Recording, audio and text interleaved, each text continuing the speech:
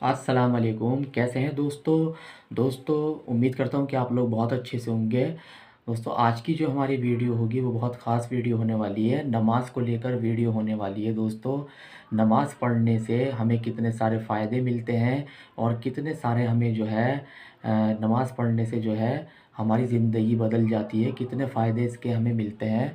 तो दोस्तों, सबसे पहले हम जो बात करते हैं दोस्तों, वो बात हम शुरू करते हैं कि दोस्तों, अगर हमारा वज़ू सही होगा, सबसे पहले हम वज़ू पे आते हैं। अगर हमारा वज़ू सही होगा तो हमारी नमाज़ भी जो है वो सही होगी, और अगर हम नमाज़ सही तरीके से अदा करेंगे, नमाज़ को सही तरीके से हम पढ़ेंगे, तो इंशाअल्लाह फिर हमारी दुआ भी कबूल होगी, और जब दुआ कबूल होगी तो हमसे अल्लाह भी राज़ी होगा। सुभान अल्लाह। तो दोस्तों, आइए मैं आपको बताता हूँ।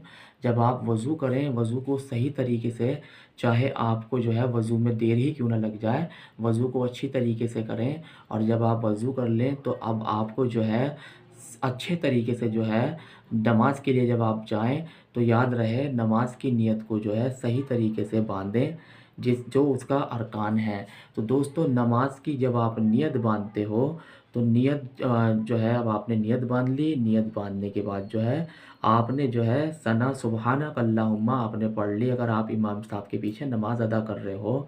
तो उसके बाद अब आप चुप हो जाएँ। और दोस्तों, बहुत लोग ऐसे होते हैं जो नमाज़ तो पढ़ते हैं लेकिन उनका ध्यान नमाज़ में नहीं होता है।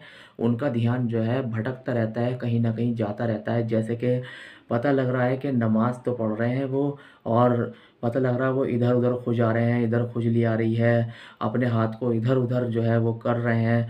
मोबाइल जो है मोबाइल बज रहा है, उस मोबाइल को हाथ से बंद कर रहे हैं। तो ये जो है, ये इस तरीके की नमाज़ जो है ना अदा करें, बल्कि आप कोशिश ये करें, जब आप मस्जिद के अंदर जा रहे हैं, आपको ये पता है कि मैं नमाज़ पढ़ने के लिए जा रहा हूँ, नमाज़ अदा करने के लिए जा रहा हूँ, तो दोस्तों, अपने मोबाइल को जो है जभी बंद कर लो, ऑफ़ कर लो, या घर छोड़ के आ जाओ, या उसको वाइब्रेट कर लो। बल्कि ऐसा ना करो कि आप जो है मोबाइल को जो है भूल जाते हैं और फिर उसके बाद जो है आप नमाज़ में बंद करते हैं। तो ये जो है सबसे अहम बात है। और देखो, सभी मस्जिदों के अंदर ये लिखा भी होता है कि मस्जिद के अंदर अपना मोबाइल जो है बंद रखें। तो दोस्तों, ज़्यादा से ज़्यादा कोशिश करें मोबाइल को बंद करने की और वाइब्रेट लगाने की। तो दोस्तों, और दूसरी बात ये है कि आप जब रुकू करेंगे तो रुकू सही तरीके से रुकू की अदायगी करें। आपके जो पैर हैं वो किबले की तरफ हों, सीधे पैर हों, उल्टे सीधे पैर से ना खड़े हों, किसी को तकलीफ़ भी ना हो, पीछे पैर ना हो दूसरी सफ़ पे। तो ध्यान से जो है अपना आप को जो है सही तरीके से खड़ा करें। और जब आप जो है सजदे में जाएँ, तो सजदे में जब आप जाएँ, तो सजदे में आपको जो है पहले अपनी नाक रखनी है, फिर आपको माथा रखना है, फिर उसके बाद आपको ये जो है दुआ जो पढ़नी होती है, सुबहान रब्बियल आला, सुबहान रब्बियल आला आपको पढ़ लेनी है। और दोस्तों, जब आप इस दुआ को पढ़ें, तो उसके बाद आपको जो है दूसरा सजदा आएगा, दूसरा सजदा करना है, फिर आपको अत्तहियात के अंदर बैठ जाना है। अत्तहियात का हिसाब ये होता है दोस्तों, आपको अपनी उँगली पर ध्यान रखना है, और आपको जो है जो इसमें पढ़ी जाती है, अत्तहियात पढ़ी जाती है, और दुरूद शरीफ पढ़ा जाता है, और एक दुआ होती है, अल्लाहुम्मा इन्नी ज़ुलमतु नफ़्सी ज़ुल्मन कसीरन, ये दुआ पढ़ी जाती है। फिर रब्बना आतीना फ़िद दुनिया हसनतन व फ़िल आखिरति हसनतन व क़िना अज़ाबन्नार पढ़ी जाती है। उसके बाद सलाम फेर लेते हैं, फिर उसके बाद अल्लाह से हम दुआ करते हैं। तो दोस्तों, जिस तरीके से आप ये नमाज़ अगर इस तरीके से अदा करेंगे, तो आपको इंशाअल्लाह बहुत फ़ायदा मिलेगा, और आपकी जो है नमाज़ के ज़रिए एक्सरसाइज़ भी हो रही है, और आपके बदन जिस्म के अंदर जो है कोई बीमारी नहीं रहेगी, पेट के अंदर कोई बीमारी, और दोस्तों, आपका मोटापा भी जो है वो नहीं बढ़ेगा, और आपकी जो है दिमाग जो है वो तेज़ होगा जब आप सजदा करेंगे। तो इंशाअल्लाह इन बातों का ध्यान रखें। और आइए मैं आपको बताता हूँ, नमाज़ पढ़ने से जो है बहुत सारे बेनिफिट हैं, बहुत सारे फ़ायदे मिलते हैं। सबसे पहले तो दोस्तों, अगर जो शख्स 5 वक़्त की नमाज़ जो है तकबीर औला के साथ पढ़ता है, पेश इमाम के पीछे तकबीर औला के साथ, तो उसको जो है दोस्तों अ, जन्नतुल फ़िरदौस में आला मकाम अल्लाह ताला जो है देंगे।